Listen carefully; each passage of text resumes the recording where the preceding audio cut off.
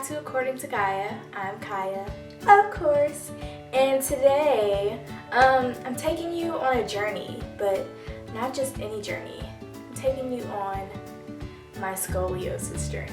And I know you're probably like, Kaya, what are you talking about? Like, what does that even mean? What is scoliosis? It's okay, because I'm going to tell you. You already know what it is, but you want to know what I'm talking about, what my journey is, then stay tuned, because this video is going to tell you.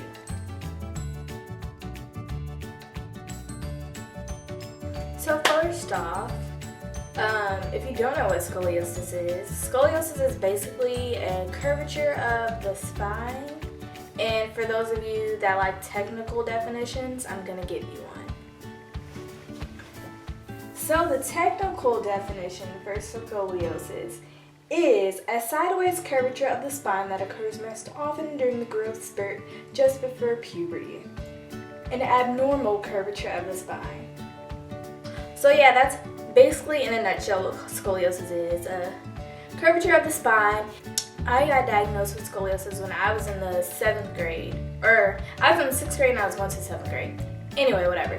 But my mom always say it happened overnight because I was literally like bending down over her to get something and she saw like my back was like uneven or whatever. So that pretty much started my journey with scoliosis. Get on to what my actual scoliosis looked like, what the surgery was like, what the recovery process was, and like the whole doctor situation. This is, yeah.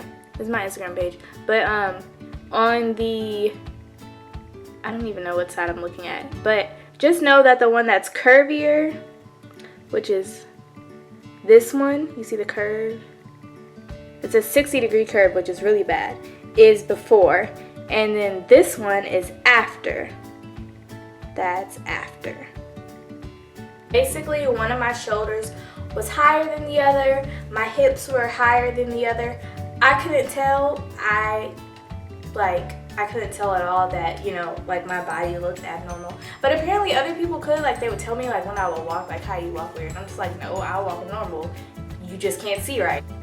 I wouldn't be in a lot of pain, but like there would be certain days where I would be in pain.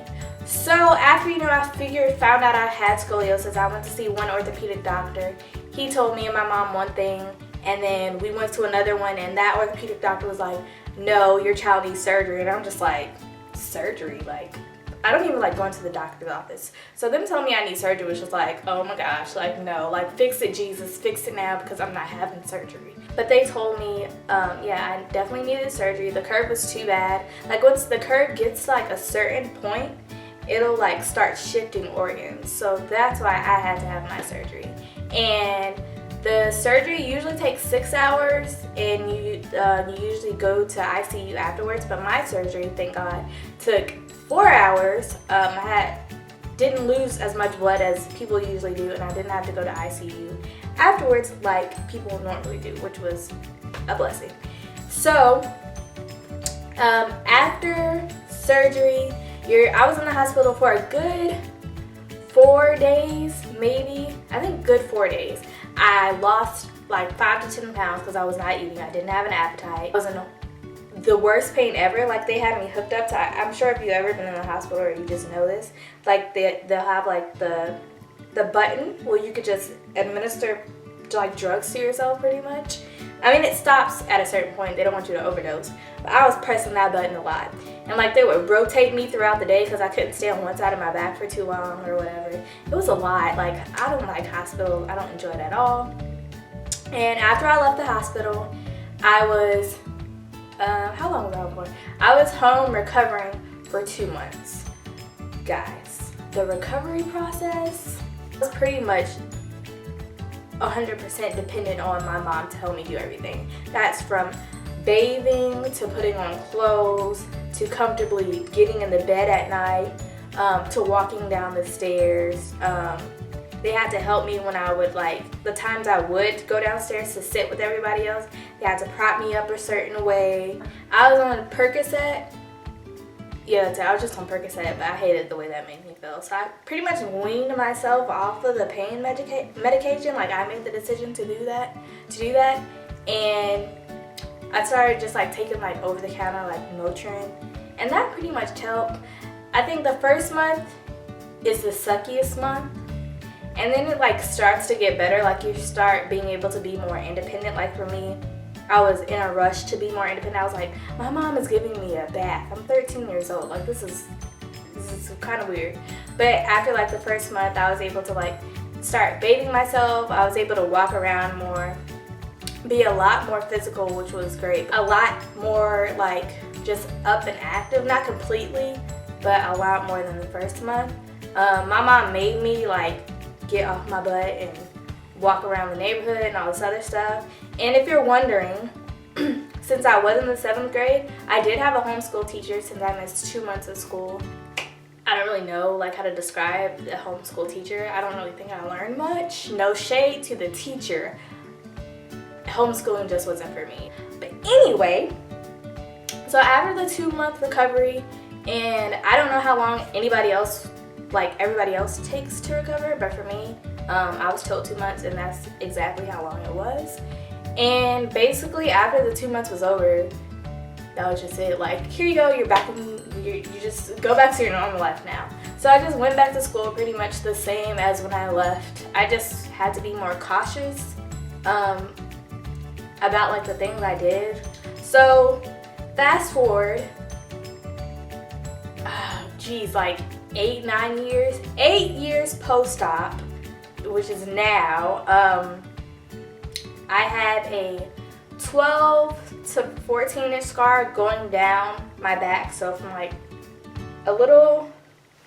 from like here down to a little above like my butt bone or whatever, is how long my scar is. And for anybody that first feels very self-conscious about your scar, completely normal, because my mom originally did not want me to look at my scar at all. Like, I wasn't supposed to look at it the 2 months I was in recovery because it was still peeling. Like, it was still like scabby. It was kind of gross. But I looked anyway because I was curious and I'm nosy and I couldn't help myself. And yeah, I kind of regret that because I still can see pictures of it in my head. The scar took a long time for me to like be comfortable with and kind of, I guess, embrace it. So if you hate your scar at first, don't worry, I did too. But now I love it, and I think it's a cool story to tell people if like they notice it, like say in the summer, like when you wear like more clothes that show more, like a bikini or whatever. I think it's fun to tell people how I got the scar.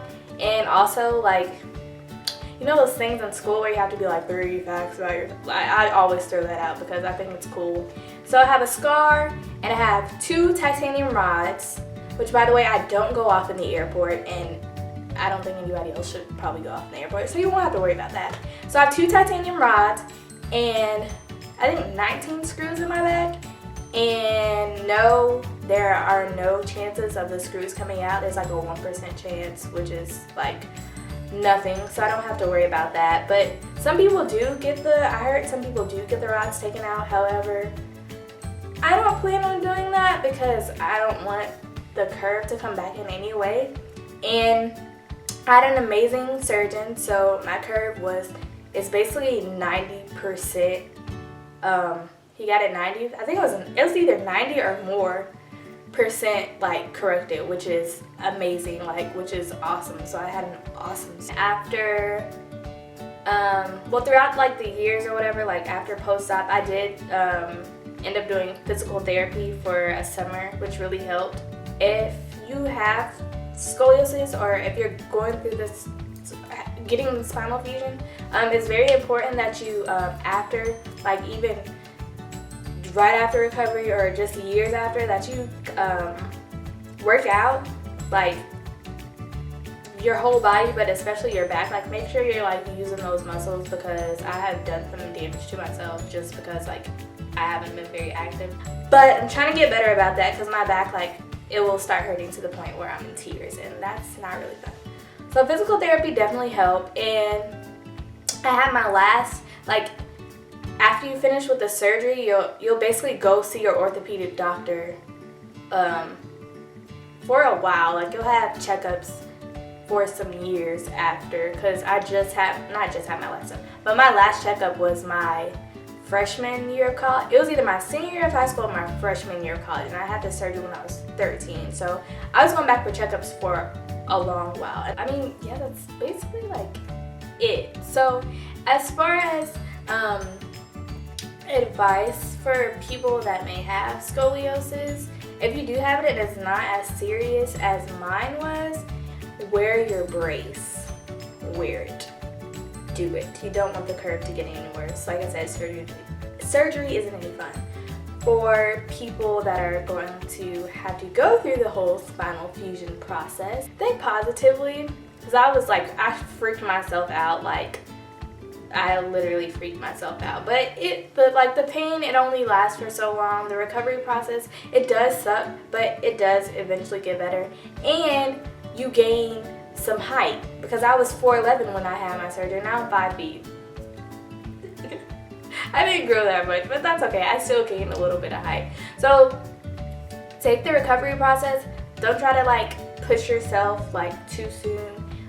If you know you can't do something, don't do it.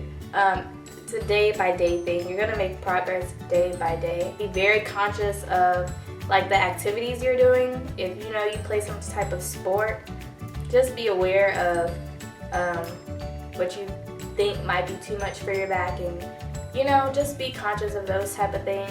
I would say that going through surgery and recovery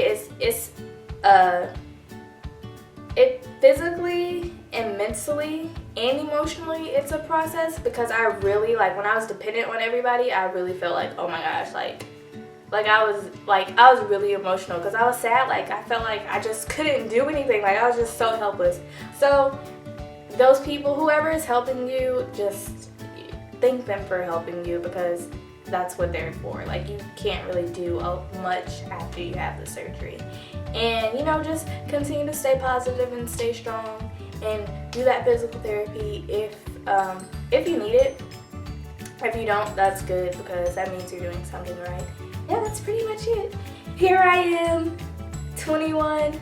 I got the surgery when I was 13, and I'm doing great.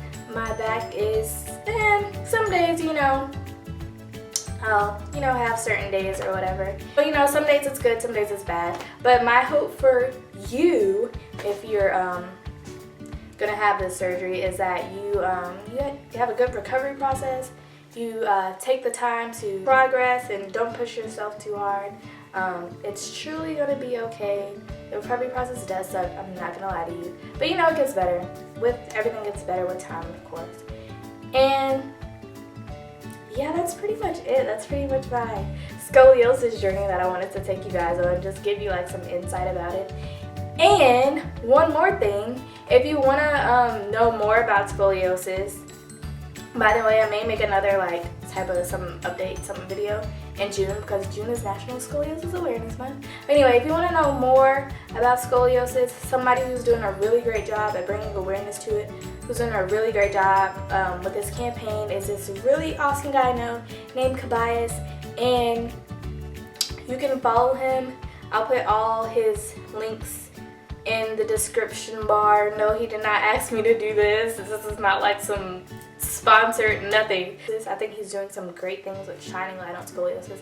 I don't think too many people care too much about it or know too much about it, so he's doing a really great job. So follow him. I'll put the website to his website below, his Instagram and all that stuff, so follow him. He's really cool.